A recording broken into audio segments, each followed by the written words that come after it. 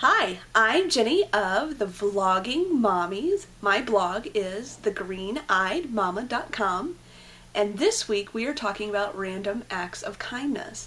I'm behind schedule. Our family had a loss in the family. My grandfather passed away in Alton, Illinois, so we had an unexpected trip that we had to make.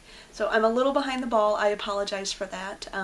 But you guys, I really want to know what random acts of kindness that you all took part in.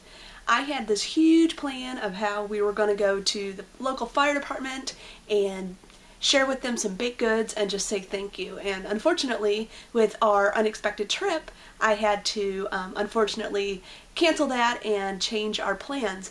But I did have some unexpected random acts of kindness, and I'd like to share those with you.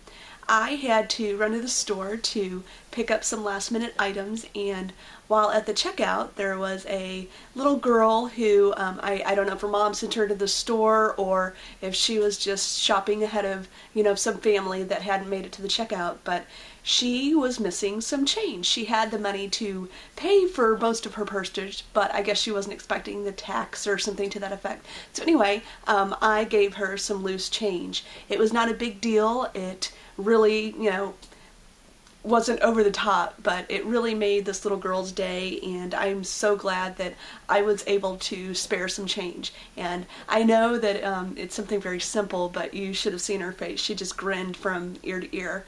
The other random act of kindness wasn't even something that I really gave much thought to, but after the fact is when it really sank in the depth of how just random and completely thoughtless and just was not preempted.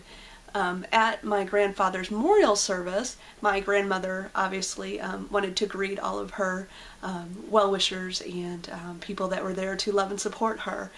And I noticed that my grandma was kind of getting a scratchy throat, and obviously she had not taken the time to stop and eat or to get some water to, help her throat, and I just grabbed a bottle of water. And I know, as simple as it is, the rest of the evening I made sure that I would stop her and say, hey Grandma, take a drink of water.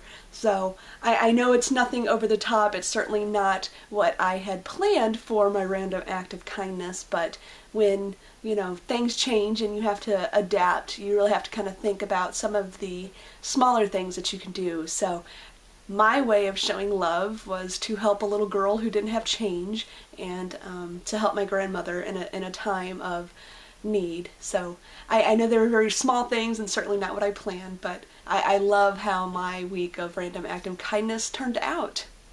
Next week we are going to be just in front of February, so I think next Thursday's assignment needs to be, how do you show love to someone who's not a touchy-feely, lovey-dovey, soft and mushy kind of person?